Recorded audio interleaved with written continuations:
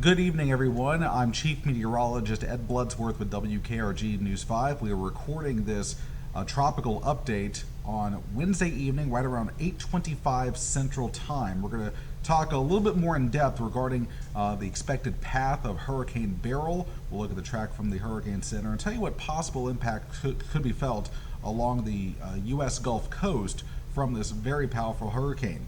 It has been a rough day to say the least in Jamaica, as the center of Beryl has been skirting right along the Jamaican coastline, the southern coast, never making landfall. So that means the northern eye wall, very ragged eye, has been just sitting right on the coast, bringing hurricane force winds through most of the day.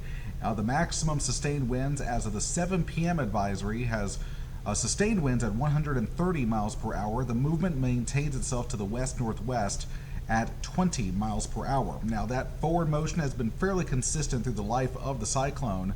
So now, as it begins to pull away from Jamaica, conditions will begin to slowly improve. But we still have a little ways to go until we are out of the hurricane and tropical storm force winds. In fact, look at the wind field as the system pulls away. Still looking at hurricane force winds on the western side of the island, areas near Montego Bay and farther south. But still, the entire island remains under sustained tropical storm force winds. So again, a very large wind field with Beryl. And from here, it continues to roll on its trek to the west. The next areas up, Grand Cayman, Little Cayman, and Cayman Brac, where hurricane warnings are in effect. Another landfall is expected either late Thursday night or very early Friday morning along the Yucatan Peninsula, most likely north of Belize, as a Category 2 hurricane with winds around 100 miles per hour. From there, it'll emerge into the Gulf of Mexico, and this is where the forecast becomes a little less certain, as we've been seeing forecast models diverging quite a bit over the last couple of days. Initially, you go back a couple of days ago, most of our models suggested this was going to stay on a westerly track, but that has certainly changed as we've gone through the last couple of days here. So let's go ahead and talk a little bit about the two possible scenarios that could come about that could steer the system in one way or the other. Scenario number one is looking a little less likely at this point, where this strong ridge over the Southeast U.S., that's what the orange represents, remains a little stronger than expected. Now, if that does occur, that would tend to guide the system in a more westerly direction, mainly taking it through the southern Gulf of Mexico, perhaps all the way into central and northern Mexico. And if that were to come to fruition, that would mean the most likely landfall point on the Gulf Coast would be in either central or northern Mexico, perhaps as far north as the Texas and Mexico border. So again, I'm thinking this scenario is looking a little less likely at this point. The more likely scenario now is that this ridge is actually a little bit weaker.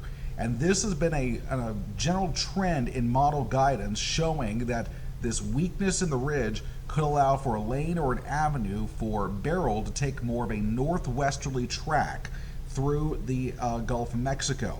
Now, that would mean that a landfall point would come somewhere in northern Mexico, maybe along the Texas and Mexico border, or maybe even a full landfall in South Texas. At this point, we cannot rule that out with Beryl, and the official NHC track has us again regaining perhaps minimal hurricane or Category 1 hurricane strength prior to a landfall on the Gulf Coast. So, and again, that landfall could fall anywhere in between there. So if you are on the Texas Gulf Coast, I know a lot of folks wanting to head to the coast, with it being the July 4th holiday. By the end of the weekend, it's not out of the question that we could be talking about a storm trying to maybe sneak up towards the Texas Gulf Coast for a possible landfall. Still a lot more uncertainty than we would like to see, but that is certainly still in the realm of possibility.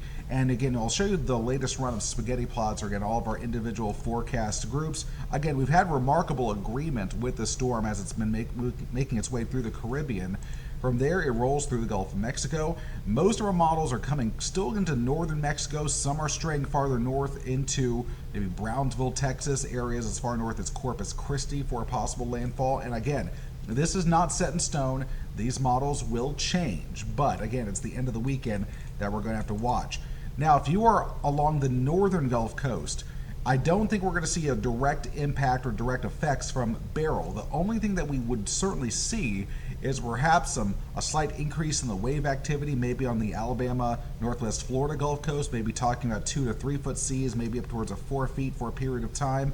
But the one thing we will note through the weekend is an increasing threat of rip currents. So you'll likely see red, possibly double red flags flying by the time we head towards Saturday or Sunday. Again, a lot of folks at the beaches here with this being a holiday weekend ahead, so we urge you to pay attention to your beach flags, and if you see the red or double red flags flying, it is best to stay out of the water. In fact, if you see the double reds, it's by law you have to stay out of the water, but make sure that you are being safe out there, even if the skies are a bit more sunny, even if we're just seeing our normal pop-up storms. Again, rip currents, we've had several fatalities so far. You want to make sure you are staying safe out there. So that's the latest on our thinking regarding Hurricane Beryl. It's been a remarkable storm to watch from the beginning. And again, we'll continue to keep our eyes on it as it makes its way off towards the Cayman Islands next, followed by the Yucatan, and then potentially the Mexico or Texas Gulf Coast we'll be watching through next week.